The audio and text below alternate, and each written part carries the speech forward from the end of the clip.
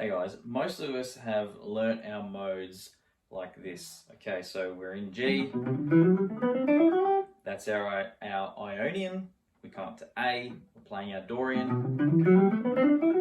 etc, etc, etc. But after a lot of noodling around with that kind of thing, you may not feel like you really understand them. And there's a good reason for that, and it's because it's quite confusing, and it also kind of lacks context in terms of chords.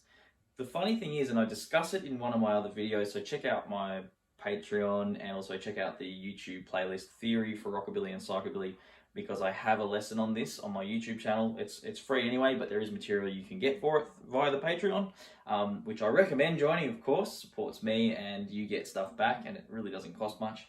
But the main point today is just getting into these modes in a way that's has a bit more context, okay? So the crazy thing is, and something I talk about in the other video, is even in this one shape here, your modes are already there, okay? So one thing I teach a lot of my students is that when we learn this and we move to here, we're kind of using the modes as a vehicle to discover shapes or to name shapes that are simply just in one key. It's all just in one key. Modes often make it sound like there's multiple keys within a key. There's really not, okay?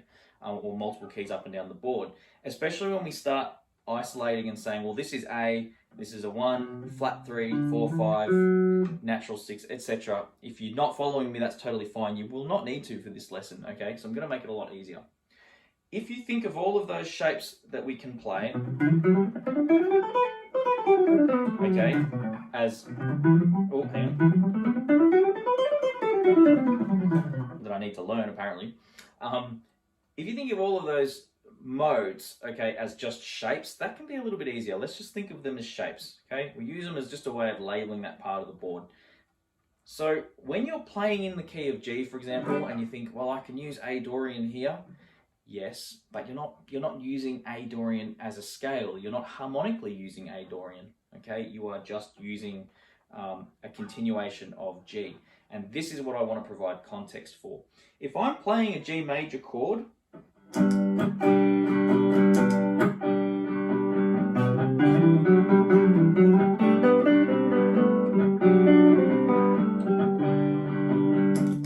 I'm playing in the A Dorian box, it's not a mode. It's not at all. Although it's just G. You're just playing in the key of G, okay? Where I'm actually using A Dorian is if I did this.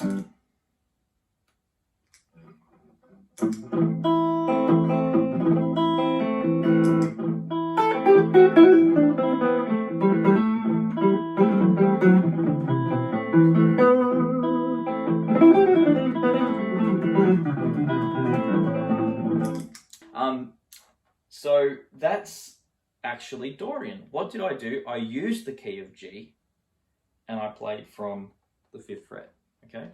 Now, here's something cool though. I didn't have to play from there. The context was set by the chord, not what I'm playing on, not what shape I'm playing. It was set by the chord and the fact that I'm playing in major, the chord and the key, okay? This is what really creates the mode. Watch this.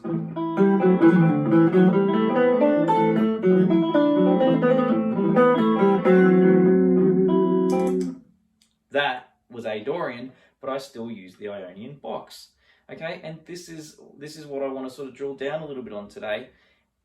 When you know a major key, okay, if you understand your major key, then you actually already know all of your modes. Now, let's bring chords into the equation a little bit more.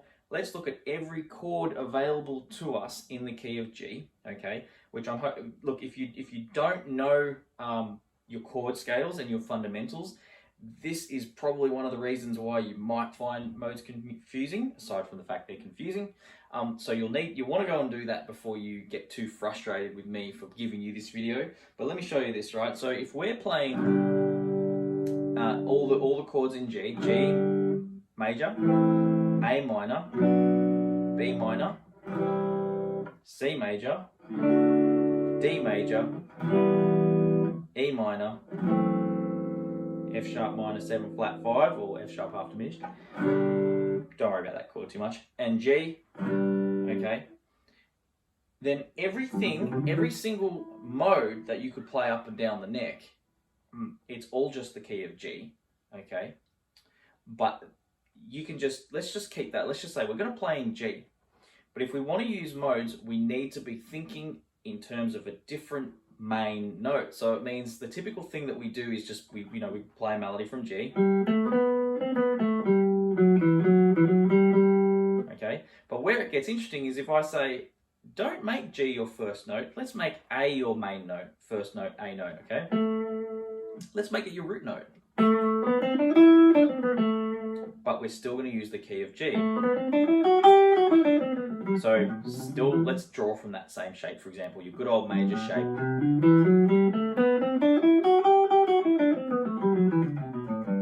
Okay, and I'm going to make that my go-to.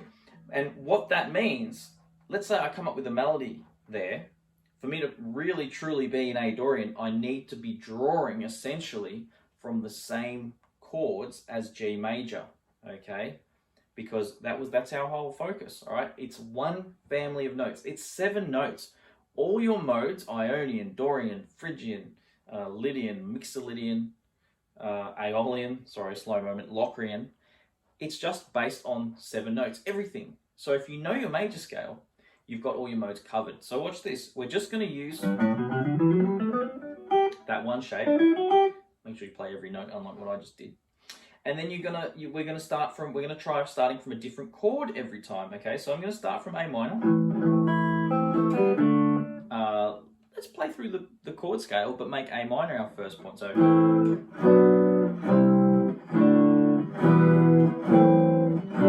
Not finished? Now we're finished, okay? Finishing on G would also sort of defeat the purpose. But mind you, if we start on A minor and we're hearing those notes from G,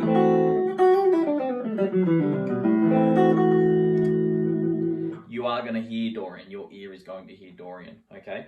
Let's pick 3 chords out of G, beginning from A minor. Let's start with A minor. Let's play A minor, C, and D, okay? I'll loop it. We'll play over it a little bit. Try and give a bit of a rockabilly feel. I know most of you guys are here for that. So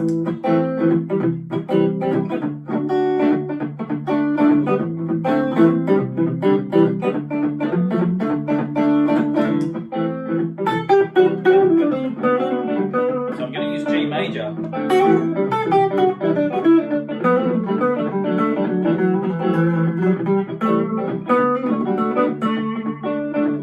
I'm going to use A minor pentatonic, okay? Because it will work, okay?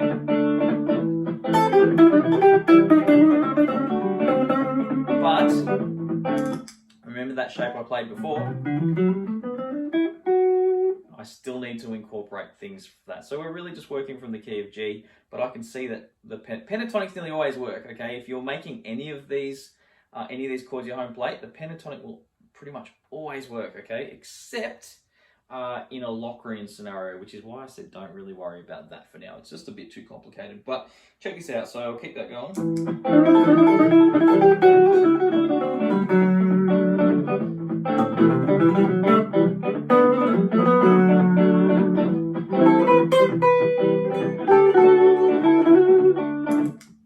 Okay, so I'm playing in the key of G there. It's almost like I'm reversing the conversation. I'm taking the second step of G, okay, which is A, and I'm basing everything on that, but it's easy just to say, well, I'm just going to keep playing G major. Yes, I do see relevance to certain notes that fit with A minor, okay, key tones and stuff. Same like when it hits the D chord in particular, I really want to grab the F sharp because chord tones, picking in particular notes out of chords that fit. Really important if you want to take your playing to the next level than just jamming in sort of like a major scale. Okay, let's do another example. I'm going to do something now in a Phrygian, okay? But what I'm going to do, instead of say taking G and say I'm going to play a G Phrygian, because that's painful, now I'm going to be thinking G, flat 2, flat 3, which I've done, guys, I've done the work. I know that's not a problem, you know. And I know straight away that that's based on the key of E flat, etc., etc. And it's just, but you don't need to do that, okay? Instead, take something you do know, okay? Because maybe you want to try and get a different flavor. Let's stay with the key of G, okay?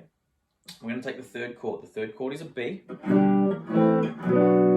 B minor, very important, okay? I'm going to use B minor, C, D. Almost the same progression I did before, but I'm making B minor my starting point. Okay, let's try this. Delete that last one. Loop pedals are very important too.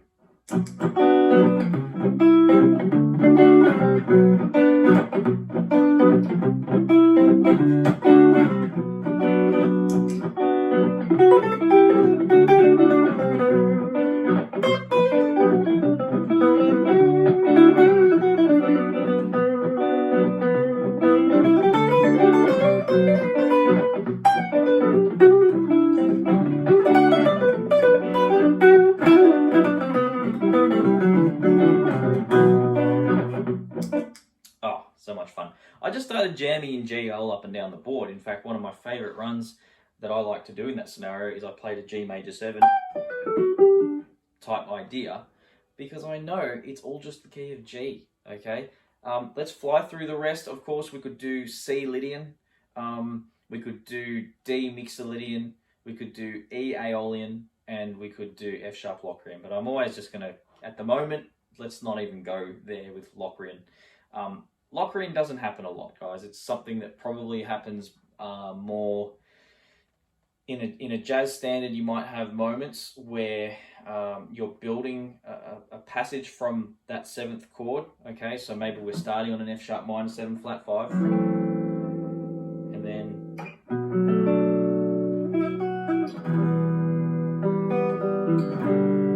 but guys, it's all, that was everything I just played there was all straight from G major. And if I was improvising over that, I'd just be thinking G major anyway. And that's why I don't want to get into Locrian. But if we're looking at C, okay, you know, let's see how it sounds.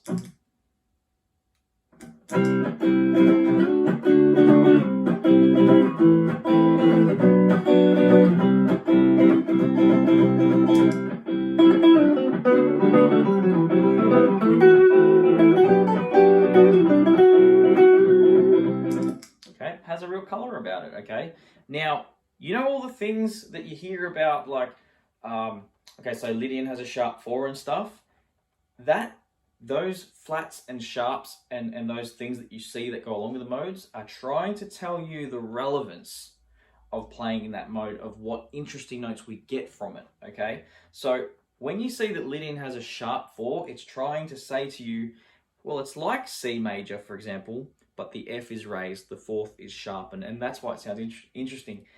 You don't have to know all of those, but just keep in mind they're simply based on, it's always based on what a major scale would be. So what a C major would be, but it's got a sharp 4.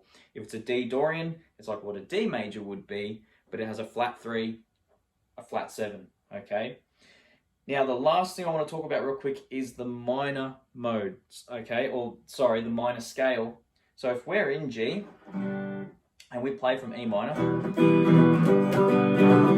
you know to jam in E minor or E minor pentatonic. So you've been playing modes already, guys. It's modes. That's modes. But the thing is, you're not worrying about all the little intricacies. You're not sort of going, oh, what's, you know, then we're using C Lydian, and then we're using D Mixolydian. No, you're just going, hey, I learnt E minor. My teacher showed me how to play E minor. And I'm playing all over the board, which is also the same as key of G, okay? So you're just playing G major all over the board. It's the same for every single mode.